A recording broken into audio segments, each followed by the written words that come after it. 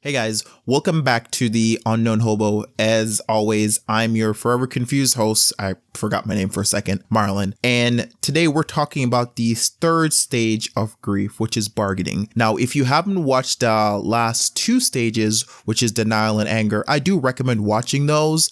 And I'll actually have, if you're listening to this on YouTube or Spotify or whatever it is, if I have a way of pinning this in some way to this, wherever you listen to this, it's going to be there. So look for that. As always, I said the whole premise of grief is secular. So you could jump to this stage, jump backwards, forwards. Doesn't really matter. You're gonna move back and forth. It's not a step ladder where it's like 1, 2, 3, 4, 5, 6. Said it many times. So as before, we're gonna go through the definition of bargaining on Google's. This is actually my favorite stage, and I'll explain why. As bad as that sounds.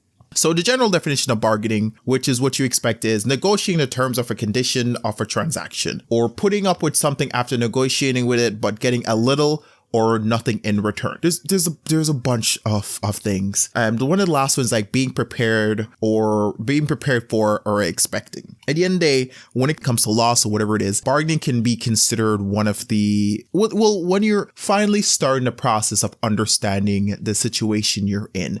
Now, you may have not gone to the point of acceptance, which of course is a last phase, but you are starting to realize what's going on in the way where you're gonna be able to at least try to make sense of it. And that's where the bargaining comes into play. The weird thing about bargaining, which, okay, I like bargaining in general because I like thrift shopping, but I'm going to try not to associate with thrift shopping.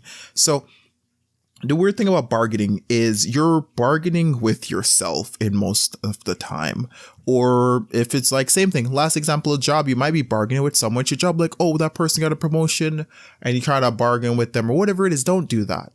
The bargaining phase is for you and you alone. I mean, actually, all these phases are for you and you alone, unless you want some sort of outside intervention that might assist you. When it comes to bargaining, you're going to try your best to rationalize what's going on best as possible. The reason why I say the whole premise of like the stages of grief or anything like this is secular, in the process of bargaining, some denial is going to come into there because you're going to deny certain information, ignore certain pieces, which is of course is denying it, and try to make what's going on. So let's use relationships, because a lot of times that's what these stages of grief are linked to, is relationships. And this channel is about self-improvement, so you can use this and adapt it to whatever stage of loss or whatever you're dealing with to help improve your life. When it comes to, like, say, relationships, let's say you went through a bad breakup or your friendship doesn't work anymore or whatever it may be. You may think, oh, one step of bargaining might be you ignoring the fact that what part you had to play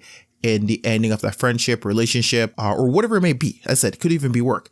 If you ignore the part that you have to play and then you concoct a plan and say, well, the reason it happened was because of this. Yeah, I understand it happened because of this and blah, blah, blah, blah. Completely ignoring your part that you played in there, taking some sort of accountability, you're bargaining with half information, and that kind of sets you up for not really failure, but not really finding a adequate resolution or a way to grow as a person in general. So your best bet in this would be reflecting on yourself. Now, the really weird thing about bargaining in general, I can't really talk about it for very long because it's you rationalizing thoughts versus yourself. One thing I would definitely say is if you know you're a negative Nancy, play angel's advocate. I normally play devil's advocate all the time.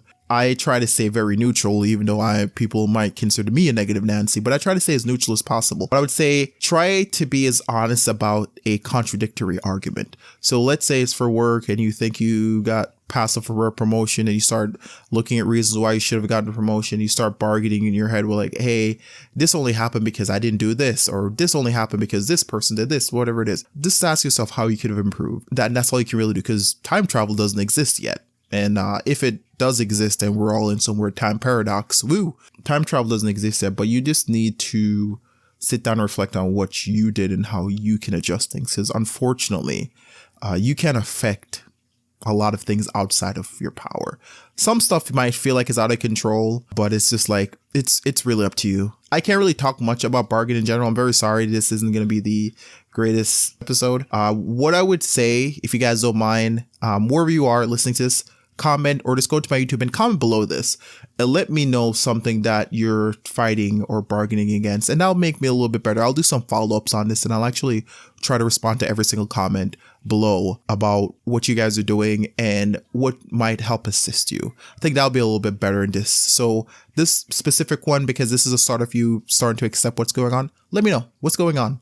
Be as vague as possible. Let me know. Message me on Instagram if you want to, at the UnknownHobo. Let's talk about it.